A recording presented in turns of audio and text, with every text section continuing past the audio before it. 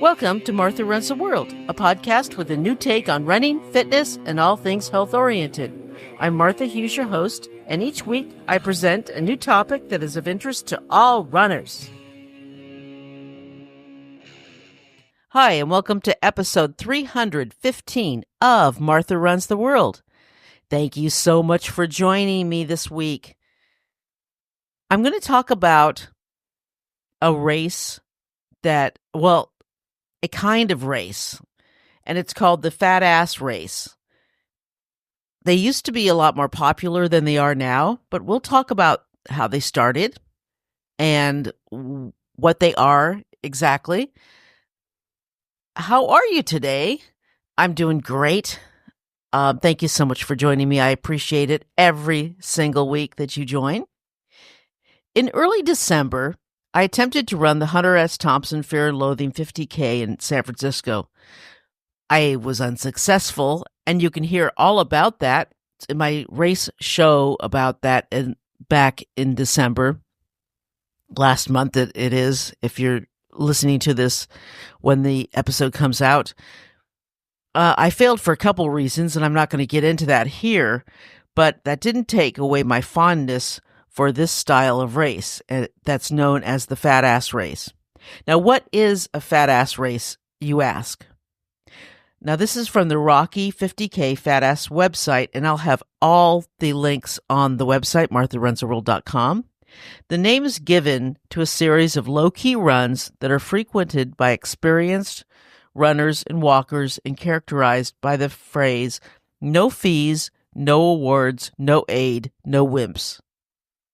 Runners officially sign up to run them, and they are mapped out courses, and there are cutoff times, but there are no entry fees, there are no medals, no shirts, no awards at the end. There are no guarantees that there will be anyone on the course, but runners are given maps of the course, and there is a start and an end. The idea of the Fat Ass Race came from Joe Oakes, a runner in the San Francisco Bay Area. In 1979, he started the Recover from the Holidays Fat Ass 50 event. The name of the event is derived from participants wanting to reduce weight after the holiday season. Now, fat ass races are typically held in late autumn or early winter, and I never realized when I started doing this research for this episode, and I said, oh, okay, well, by the time this comes out, all the fat ass races that do still take place will probably be done for the season, but you can plan ahead for next season if you want.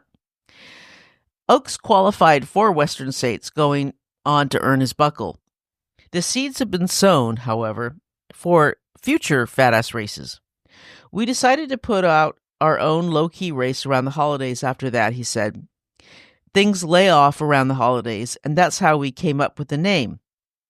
It was kind of a macho thing, all for fun. The spirit of the Fat Ass Races is what really matters for Oakes.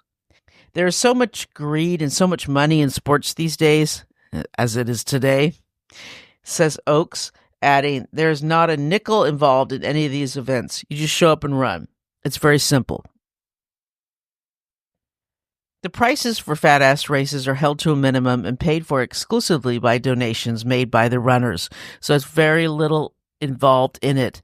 And I saw that myself, whereas the Hunter S. Thompson race takes donations at the start of the race. There aren't many people who want to run this type of race, and that's what makes them so interesting for the runners who do it. They're for those runners who enjoy running as much as they enjoy racing. They're more like training runs for many runners or even social events. And many of the runners are the more committed type of ultra runner. They don't mind running a 50K or a 50-miler with no medal or award or shirt. I mean, is that something you're interested in? I don't care. I don't mind at all. I think it would be really fun to do. I love the idea behind the races. I do wish my own race had gone better because I really like this style of race. There's no giant crowds, no massive hype, no big pressure, just running a course where you're spending most of the time on it alone, which I do anyway, because I'm so slow. What's not to love?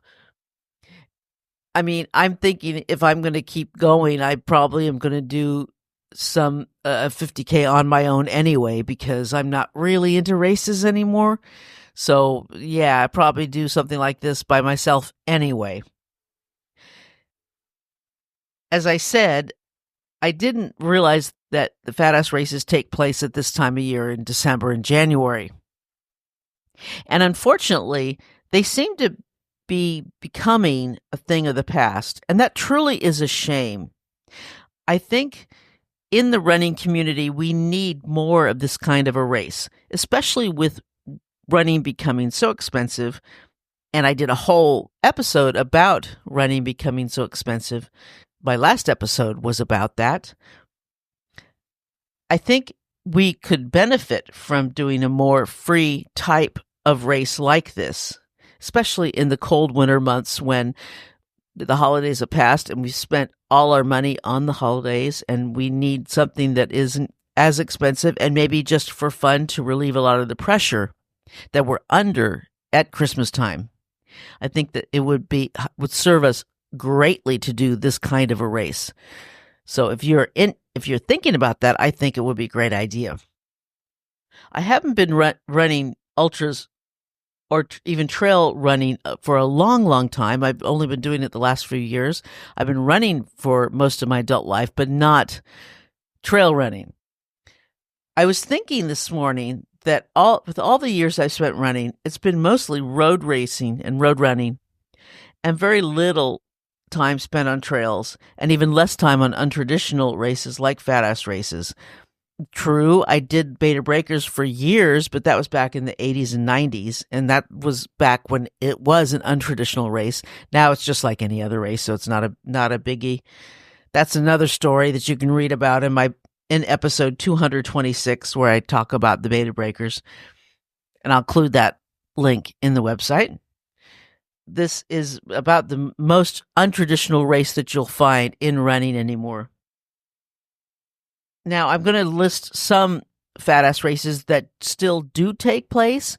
So if you're interested in one, you can plan ahead for next season's race. Now, I'll start with the one that I got a DNF in, the Hunter S. Thompson 50K and 50 mile. This one follows the course of the scenic 49-mile drive in San Francisco. It's really a beautiful course. But it's a really hard course. Do not underestimate this course. It goes over most of the hills in the city.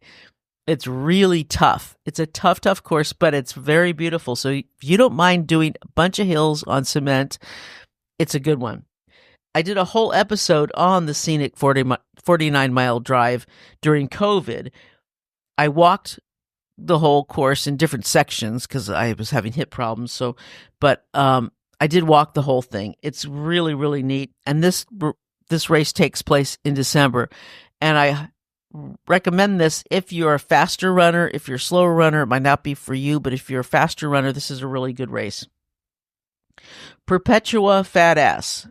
This takes place along the Oregon coast in January. And wow, the pictures just, I don't know, probably doesn't do it justice, but it is an absolutely beautiful course. It goes along the Oregon coast, and it's just magnificent. I mean, it's tempting to make travel plans to go up there next year.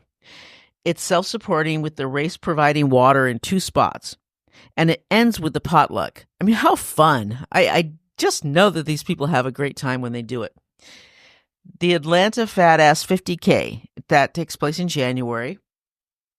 This race has been around since 1994. Now, it's only open to GUTS members. That's GUTS. And what is GUTS? GUTS is Georgia Ultra Running and Trail Running Society.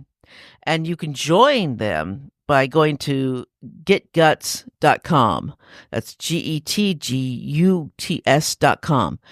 And you can become a member and join this race. And it's a race of, it's 6 loops on a well-marked loop. And afterwards, there's a chili cook-off contest, which sounds really fun. Pigtails Fat Ass in December. Now, this takes place in Maple Valley in Washington, and that's near Seattle. And there isn't a lot of information on this year's upcoming race in December, but if it's like any of their other race, it looks great. I've never done any of the races, but I know people who have, and they just do a really, really nice job.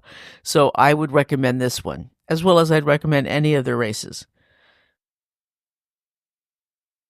Capitol Peaks Mega Fat Ass in January, another Washington race. There are 2 distance options, 17 or 34 miles. It takes place in a beautiful campground outside of Olympia.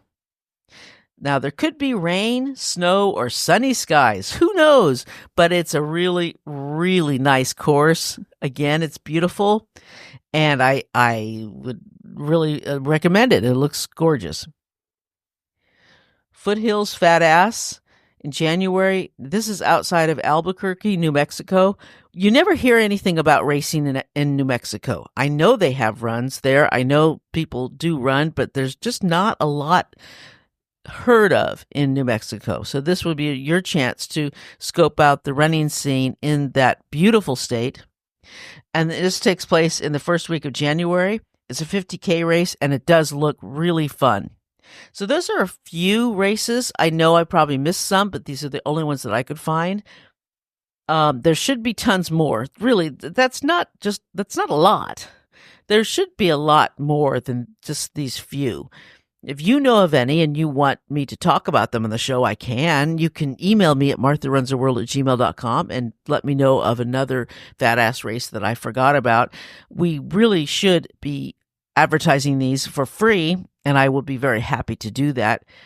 And when it gets closer to the races, I would love to advertise them for free. Since they are free races, they should get free advertising. And really, I think that we should be promoting this kind of race more and more. And if you have an idea you want to start one in your area, I would be happy to advertise that for you if you want to do this kind of race. And, you know, in an age where everything is too expensive, especially running, there should be a lot of races that are free. We used to have a park run in San Francisco, but that folded after COVID. And the only park run, if you're not familiar with park run, they started in England, in the UK. It's a 5K race. It's a free 5K race that anybody can do. They just sign up, and then they just show up, and then they do a 5K every Saturday morning at a certain location. And they're done all over the world. Well, we used to have one at the Presidio every Saturday morning, and when COVID started, they folded that one. That one ended, and now the only one in the Bay Area where there's thousands of runners, the only one that we have now is in Palo Alto. I don't know why Palo Alto. Why don't we have one in San Francisco? I don't get it. And I thought about doing it, but I'm not going to go down to Palo Alto to do it for sure. That's like an hour away, and I'm not going to take the train down there, obviously, to do a 3-mile race. And it's like, nah, not going to do that. But yeah, we used to have one down there, and that's really sad. It's like the only free race is down there. So it's real shame that we don't have that anymore. So I think it's kind of ironic that as things get more expensive, the less there are free races. I would think that as things get more expensive, the more free races we should have, because the more we need to support each other. But that's my opinion, right? So, if you want to start your own fat ass race, or you have some ideas in your area thinking, this would be a great idea for a race. It doesn't have to be a 50K. It doesn't have to be a 50 miler. You can say, hey, I want to do a fat ass race, and I want to do it maybe 10 miler or something. You can do that. Why not? There's no rules that say you have to do a particular distance, is there? You can do whatever you want. But let me know if you have an idea for something in your area. I will talk about it on my show for free. All right. Now this week I am going on, I'm going to be driving down to Boulder City, Nevada, and I'm going to be doing the race that I couldn't do last year. In December 2023, I fell and on a trail that I know really, really well in the headlands and shattered my shoulder. And if you listen to my show all the time, I'm sure you're sick of hearing that. But I was training for my first 50 miler, which I was going to do last year in Boulder City at this race. And of course, I couldn't do it. Well, this year I'm going to go down there. I'm not doing a 50 miler. I'm going to do a 22-mile distance. So that's my plan. That is what I'm going to do. I'm going to drive down there and I'm going to run that race. And I'm really excited about it. I'm very excited about going down there, seeing my friends. There's going to be a bunch of people I know down there, a bunch of people I know from the show that I haven't met in person. So that's going to be exciting. It's a tough course. It's very rocky, and I need to focus and take my time, and I will have trekking poles. And on the single track, there's a lot of single track. I'll probably be hiking more than I will running, and that's fine with me. I want to take my time and just concentrate on the trails. It's like I said, it's a tough course. I don't want to overdo it. I don't want to hurry and be stressed out. So I want to be careful with it. What I'm going to do, I'm stopping by Ontario County first to see a friend of mine, old friend of mine that I have that I've known for over 20 years. So we're going to go have sushi, and that's going to be really fun, which is my favorite food in the world, by the way. And then I'm going to drive from Ontario the next day to Vegas, because last year I drove straight from the Bay Area to Boulder City in one fell swoop, and that was way too far, especially with my left arm, that it wasn't in a sling or anything, but it was still a little sore, and it was hard. That was a hard drive, and it was rained a lot of the way. It was really hard. It was such a difficult drive. So I'm not doing that this year. I'm going to stop in Ontario, and the next day I'm going to go, I'm going to drive to Boulder City. And there's a couple stops I want to make. There's a couple tourist sites I want to see before I get there. So yeah, I'm going to do that. I'm going to take my time and just enjoy myself. Because why not? It's my vacation. And then after that, I'm going to see a couple friends of mine while I'm there. So I'm going to enjoy that. And then after that, I'm going to go to Death Valley for a couple days. I've never been there. I have been to a lot of national parks all over the country, but I've never been to Death Valley. So that is going to be a lot of fun. I'm going to enjoy myself a lot. And I'm going to be there. I'm staying near the park at a motel casino type place. It's just like 30 minutes away from the park. So that's going to be fun. And then I'd be able to go to the park and I spend a whole day at the park. And then one day I'm going to drive. I can't wait to see it. The one thing I'm really excited about seeing is Badwater Basin, the start of the Badwater 135 race. And you tell people you're going to a Death Valley, and then they say, "Oh, what's to see there?" And I say, "Oh, the start of the Badwater 135 race." And they look at you like, "Huh?" Non-runners don't get it. They don't understand. I say, yeah, this is really important. I mean, there are other things, of course, I want to see, but this is really, really important to see the start of one of the top races in the world. But I'll go there. And then there's other things, of course, to see in Death Valley, not just the start of the Badwater 135, but that is one of the big things I want to see. Besides that, there's other things, of course.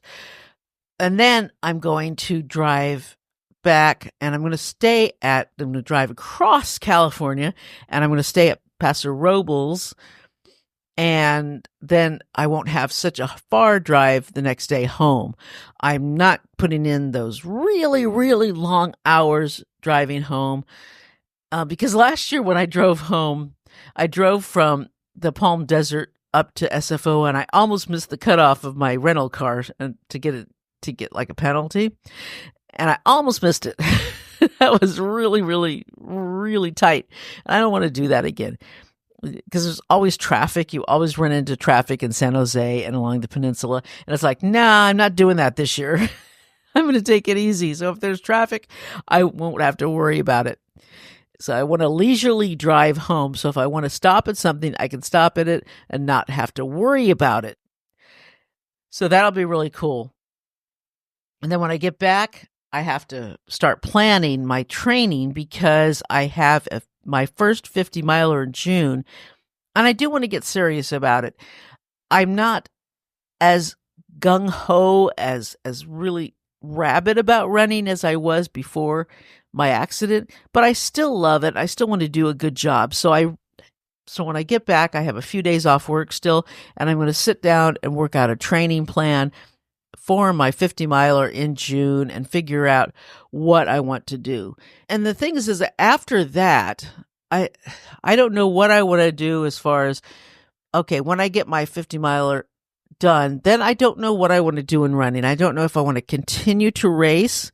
I don't know if I want to go for anything farther. I don't know if I want to just stick to smaller runs, smaller races. I don't know what I want to do. So I'll have to figure that out after that 50 miler. But that's in the future, and that's something to look forward to. It's just, I don't know. I have some things I have to work out, and I'll figure that out after June. I do know this summer, though, and through October, I want to do a couple short backpacks, and that is going to take some money to invest in backpacking equipment.